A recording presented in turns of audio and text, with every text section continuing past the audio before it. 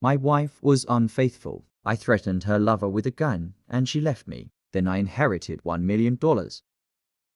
My love story begins 2 years ago when I married my high school sweetheart Sarah. She was a great cook, kept the house tidy, and could make me laugh even after a long day at work. At first, this was more than enough for me in marriage. My expectations weren't high. I wanted someone to greet me after work, feed me, and entertain me. In reality, we lived like most ordinary married couples, sometimes arguing, sometimes making up, sometimes caring for each other, sometimes annoying one another. Nothing extraordinary, to be honest. Despite the quiet and decent family life, the monotony of marriage quickly grew tiresome for me. Everything could have been better if my wife went out more often. I wanted to spend more time outdoors, in nature, and traveling. I was young, and my soul yearned for adventure. But for some reason, my wife didn't like spending her free time outside the home, which irritated me greatly. I no longer felt the love and passion that was there at the beginning of our relationship. So, I tried with all my might to add some variety to our marriage.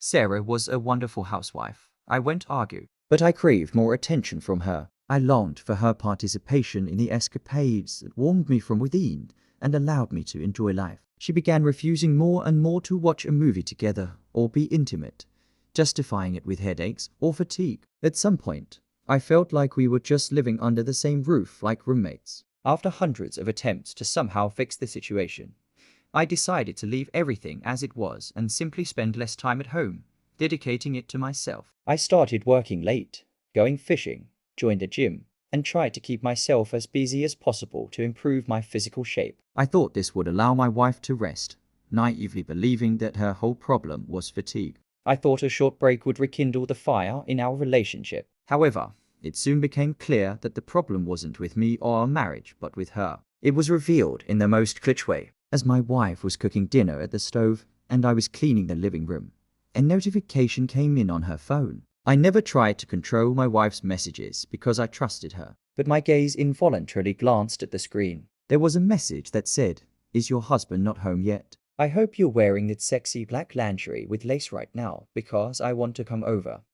My body froze. My hand reached for the phone on its own, unlocked it, and opened the messages. I didn't know who this man was, but from the explicit photos and erotic messages, I understood everything. My wife wasn't tired from work or headaches at all. She was spending her energy on her lover, leaving nothing for her lawful husband. I sent him a reply, "Come on over."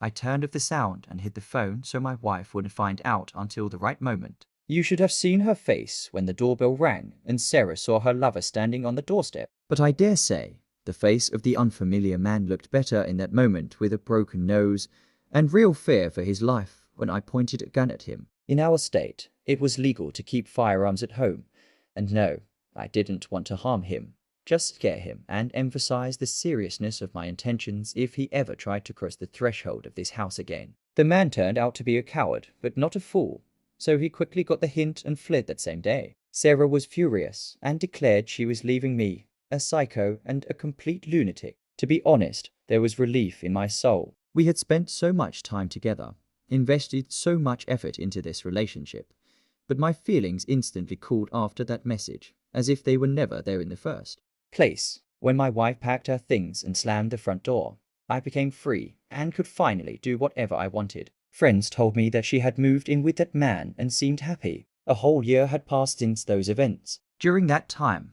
I got divorced, improved my physique, and got a promotion at work. But my life changed in an instant when my grandmother left me an inheritance of $1 million along with her country house. This happened on an ordinary day as I sat at my desk, occupied with work on the computer. A phone call interrupted my thoughts. When I picked up, I heard my mom's voice say a phrase that turned my world upside down. My grandmother had passed away, but left a will that gave a large part of her estate to me. A bitter lump rose in my throat at this sad news. Childhood memories flashed before my eyes of that country house where we had fun together, baked pancakes, and enjoyed life, simple without the noise of the city or even a TV. I realized I had lost someone very dear to me. I was terrified and hurt that I hadn't gotten to tell her how much I loved her. I don't even remember the last time I called her, which made the pain even worse. I became depressed. I even drunkenly called my ex-wife when I tried to drown the grief of loss with alcohol. I just wanted to vent to someone who could support me,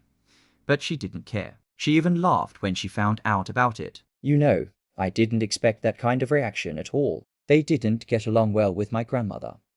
But it was disgusting to hear her be so rude and insensitive about someone who had passed away. Of course, Sarah didn't know about the inheritance. She didn't need to, but after that call, it was like a veil lifted from my eyes. My thoughts instantly shifted from the void left by the heavy loss to new horizons of possibilities. After talking with my grandmother's lawyer, I realized this day was a turning point for me. I felt something was missing from my life. Money and wealth could fill the emptiness, but not my soul. I started thinking about what changes I could make in my life. Investments and travels. The world would become my playground and a place for self-discovery. My dreams of adventure that once seemed out of reach were now closer to reality. I decided to start small. I traveled around America and Europe for a while, getting to know new places, cultures, and meeting lots of new people. My grandmother's legacy gave me a chance to start with a clean slate and re-examine my priorities. The house my grandmother left me, I sold for a good sum and gave some of the money to my MOM to be fair. After a period of travels, I used the remaining funds to open my own small and cozy cafe in our town. Luckily, I had worked as a chef several years before, so getting back to my passion and growing it was a joy. Plus, my current marketing job helped me develop the little business, becoming a personal achievement that finally cured my depression and taught me to love life anew.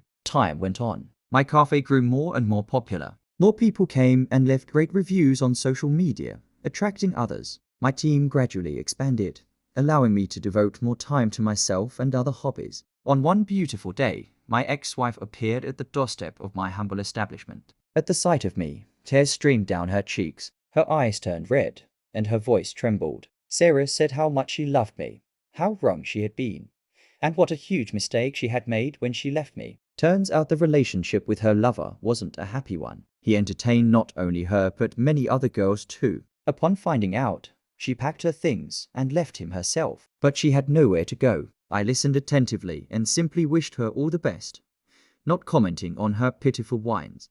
I had no desire to deal with this woman whatsoever. As soon as I refused her, her distressed face instantly morphed into a grimace of fierce hatred that would frighten anyone. Attracting the attention of customers, she began yelling that she was entitled to half of the property I inherited from my grandmother and that I had to provide for her. If I refused, she threatened to trash my whole cafe right then and there and do everything to ruin its reputation to prove her point. Sarah grabbed a glass mug from the nearest table where a young MOM sat with her little girl and smashed it on the floor. I watched all this, wondering if she was pretending or genuinely mistaking fiction for reality. Of course, as an ex-wife, legally she had no percentage of the inheritance whatsoever. But the woman only raged harder at these reasonable arguments and tried to break something.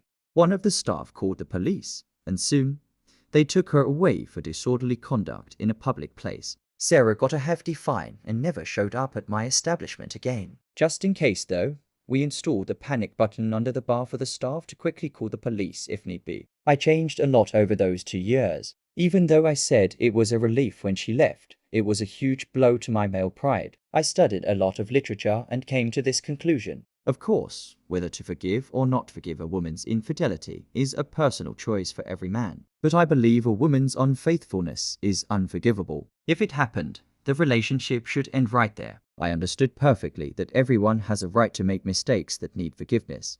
But a woman's infidelity is not a mistake. It's a betrayal. A relationship with an unfaithful woman has no future prospects, so there's no point in continuing it. One who betrayed once will betray again. That's why I felt relief when I didn't fall for her pathetic manipulations. I had no trust for this woman whatsoever. Sarah was a nobody to me, despite the betrayal. I was grateful for the experience because it meant one less unreliable person in my life. Now I could do what brings me joy and appreciate what I have.